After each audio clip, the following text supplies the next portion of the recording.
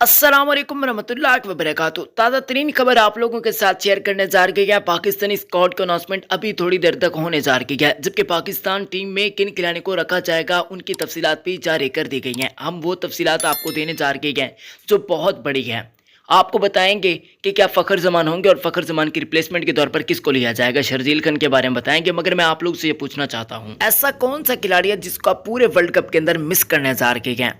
मुझे यकीन है कि आपको उसका नाम पता होगा, ज़रूर मुझे कमेंट्स में बताइएगा। इस वीडियो को दिल से लाइक कर दें, चैनल को भी सब्सक्राइब कर दें। नाजरीन कराम, आपको बताते चलें कि पाकिस्तान टीम में इमाद वसीम की वापसी बिल्कुल नहीं होने जा रही, जबकि अगर हम बातचीत करते हैं पाकिस्तान टीम के बाकी स्पिनर्स की, तो उस्मान कादिर को रिजर्व के अंदर रखा जाएगा। शानवाज धानी और हसनैन भी पाकिस्तानी स्क्वाड का हिस्सा होंगे। शादाब खान के बारे में काफ़ी खबरें गर्दिश कर रही थी कि वो भी इंजरी का शिकार हो चुके हैं, मगर ऐसा नहीं है। हाँ, अलबत्ता फ़खर जमान के फैंस के लिए थोड़ी सी बुरी खबर है, उनको तब्दील किया जा सकता है। यानी कि अभी तकरीबन जो लास्ट डेट होगी ना, वो तो 15 सितंबर है ही क्या, मगर 15 अक्टूबर तक टाइम होगा पाकिस्तान टीम के पास, पाकिस्तान टीम मैनेजमेंट के पास, बाबर आजम के पास, इवन पीसीबी के पास, कि वो स्क्वाड को तब्दील कर सकते हैं। आसिफ अली, खुशदिल शाह और इफ्तिखार में से एक खिलाड़ी को नहीं रखा जाएगा, बाकी दो खिलाड़ी आपको पाकिस्तानी स्क्वाड के अंदर दिखाई दिए जाएंगे। नसीम शाह, शाहीन शाह दोनों आपको पाकिस्तानी स्क्वाड के अंदर दिखाई दिए जाएंगे, जबकि पाकिस्तान की बाकी पेस बैटरी के अंदर आपको हारिस रऊफ भी दिखाई दिए जाएंगे। आपको ये भी बताते चलें कि मोहम्मद वसीम वजीर जूनियर की भी वापसी होने जा रही है। हाँ, हसन अली आपको पाकिस्तानी स्क्वाड के अंदर हरगिज नहीं दिखाई दिए जाएंगे। शोएब मलिक का दारोमदार सिर्फ बाबर आजम पर होगा। अगर बाबर आजम चाहेंगे तभी शोएब मलिक आपको पाकिस्तानी स्क्वाड के अंदर दिखाई दिए जाएंगे। कीपर के तौर पर हारिस आजम और सरफराज के दरमियान मुकाबला है। वीडियो देखने के लिए बहुत बहुत शुक्रिया। अपना बहुत ख्याल रखें।